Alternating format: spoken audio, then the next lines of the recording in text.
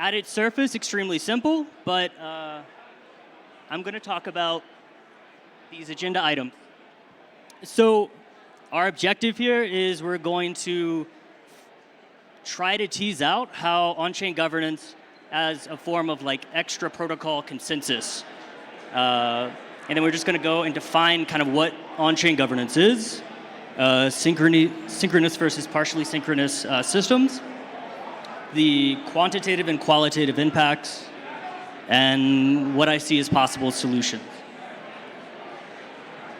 All right. So the rules of on-chain governance are pretty simple. You submit a deposit of usually a couple of $1,000s to begin a proposal that you make to ask for a change or submit code directly on like a Tendermint protocol. It's in a wallet, one token, one vote, very simple. Yes, no, abstain, or no with veto, with all of these contributing to a quorum. And for a proposal to pass, it has to meet quorum and pass by at least 51%. Okay, so then this is like the next layer deep is, for instance, we're going to use Cosmos SDK as the example. On top of all of those rules that we have, we also have these modules, most notably the XGov module, which talks about voter inheritance. So basically how it works is if you delegate to a validator and you don't vote, whatever that validator votes is your vote. If your validator votes and then you vote, then you override them. So, I mean, a way that you could think about it is looking at this graph on the right. This is like a picture of Blockdaemon's validator statistics on Menscan. So for our example osmosis, Blockdaemon is more or less shepherding the flock of 11,219 different wallets, not necessarily different users, but that's significant. On top of this, we also have the XAuths module, which grants any sort of arbitrary authorizations to perform actions on behalf of one account or another. That's a mouthful. What does that mean? Who cares? So when you think about participation, the only person that can vote on a node before was the validator, which is a bit of a problem, which means you have to have access to the validator, which means you have access indirectly to mess things up with user funds. And so with the XAuths module, you're able to specify another account to vote on your behalf. So that's significant because when you have a company where you have people working 80 hours a week, it's better to push this responsibility down to people who can spend more time on the governance proposals and figuring out the best way to handle it. All right. And then this is the deepest that we'll go, and then it's all very surface level from here. So this is where we're going to talk about synchronous versus partially synchronous consensus trade-offs. So one thing that needs to be made very clear, like why people care about on-chain governance, is because submitted proposals can be hard-coded into the protocol. The decisions are executed automatically in code. And so the example Tendermint or Comet BFT can enter an asynchronous phase. So what that means is Tendermint is naturally going to be a partially synchronous protocol. It is synchronous most of the time. And it can enter an asynchronous phase where it can actually halt. But that's not a big deal. It's supposed to do that. If Ethereum halts, well, it can't, because Ethereum always favors liveness over safety. Tendermint always favors safety over liveness. And that's okay. So, putting all of this together, so what? The chain can stop. We can vote on chain. Who cares? Well, basically, if you actually read the documentation of Cosmos SDK, they tell you that you have to use governance to restart the chain and find consensus. So a committee gets together, we all do a vote, and then that's what kicks us off to the next phase. So, ipso facto, governance is part of the consensus. It's part of the security. And if you attack the governance, yeah, the rest of it doesn't really matter. And honestly, for chains like this with on-chain governance, if governance things are not built out, then most likely this will happen.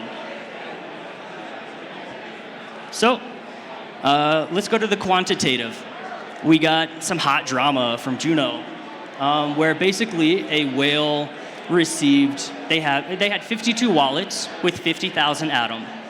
Juno did an airdrop where they gave away their whole supply to people, and you were supposed to only get 50,000 per entity. Soon after this happened, 52 wallets of 50,000 Atom, 50,000 Juno, combined into one. So the problem with that is that at the end of the day, this one centralized person that was custodying other people's funds, I'm not saying whether it's right or wrong, ended up with 7.5% of the network. People didn't like this. Surprise. And then obviously we have the risks of, well, on-chain governance. They can almost have a quorum on their own. They have the potential of delegating to validators, which may have happened, to buy votes. And then the whale gamer also could unbond all of his tokens and just completely wipe out all of the liquidity. So what happened is we had everyone get together, they did a vote, everyone hated it, and then we have a story and a graph. So I'm not going to say that governance is the reason that Juno is doing this, but I would be hard-pressed to say that there's no correlation. That was the price peak. That was when voting ended. Everyone hated it. That more or less speaks for itself. So here's the other qualitative part of it, is that with needing to build out these governance mechanisms, we have to think about things that aren't necessarily new concepts, like voter fatigue, voter anxiety. You don't want to disenfranchise the voter. You want to incentivize people to participate, but then you run into this problem of like, do we want the most high quality voters or do we want it to be decentralized? And that's a thread within itself, which we can't really get into. But regardless, today, the responsibility falls on the validator because of XGov, because of inheritance. So another problem that we had was also setting like an economic precedent. To go back to this slide, I mean, a big reason that like an institutional person wouldn't want to touch something like this is, what's the chance of them now nationalizing your assets? It's not an appealing asset class anymore when governance can completely change the rules of the game. Yep. So finishing this off, currently in the way that it works is it's kind of a direct democracy, which was historically a terrible way to do anything with politics. Like even in Athens, they didn't do it because they thought it was dumb. Like, even at the most basic democracy, it was representational. But here's a couple of examples of things that we see currently is like with proposal pork barreling, we have like people will put in 3 things that everyone really wants and then 1 thing that no one wants. And then also just generally fudding people on Twitter. So to go back to the Juno thing, this was how all the chips landed. It was a pretty split vote, and there was basically 3 classes of people. There was the uninformed, the strict, and the loose. Sounds a little bit like a constitution we know. So a lot of like the seed phrases that we would get would be, for the strict people, they would say code is law, learn to code better, write a better proposal, do a better airdrop, c'est la vie. But also there's loose, and there's the people that would say, yeah, well, it's the intention behind the airdrop is to distribute it, or the good of the chain is to not have such a huge centralizing force. But yeah. So basically the takeaway here, this is where we get to concrete solutions. constitutions are necessary. They are just, we need to understand the rules of the game that we're playing by. Otherwise, you have a Juno incident where the chain doesn't quite know really what it's about until something happens, and then bada boom, goodbye asset. I mean, to take this back all the way to James Madison and the Federalist Papers, it's the entire point of a representational democracy is to protect the minority of the opulent against the majority, and that the unchecked democratic communities were subject to the turbulency and weakness of unruly passions. And that's honestly what happened with Juno 16. People got very passionate. Facts started flying around across like 10 different platforms, and everyone was unhappy at the end. C'est la vie. And then for the proposals, now we also have you set a precedent that direct democracy can be used for anything. And then now we have certain validators asking for a lot of money in a bear market with no one to hold them accountable. I don't think this is a great way to fund a chain. And as an ecosystem fund is also not an excuse for not developing your own business model.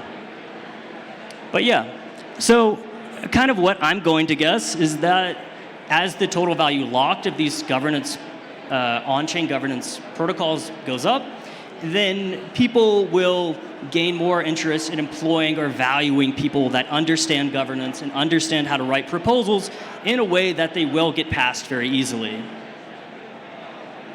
But if you wait to do this during a bull market, good luck. The opportunity is now.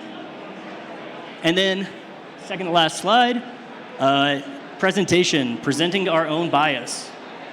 So basically what I want to get across with this is that how the information is presented to you and who it is presented to will directly impact how the vote goes. You know, if the output is only going to be as good as the input of the information, and the medium is the message. So, to make a concrete, I guess, submission, I would say Commonwealth currently should pay me because I love their platform so much. I'm shilling them to everyone. Love them. And I think that their approach to integrating everything in one place is pretty straightforward. I mean, I think we should do all of this and have all of these discussions in the same place in front of everyone. And yeah. So to go back and kind of bookend this, hopefully you guys can kind of understand the strategic significance of on-chain governance, and hopefully you either learned something or had a nice nap.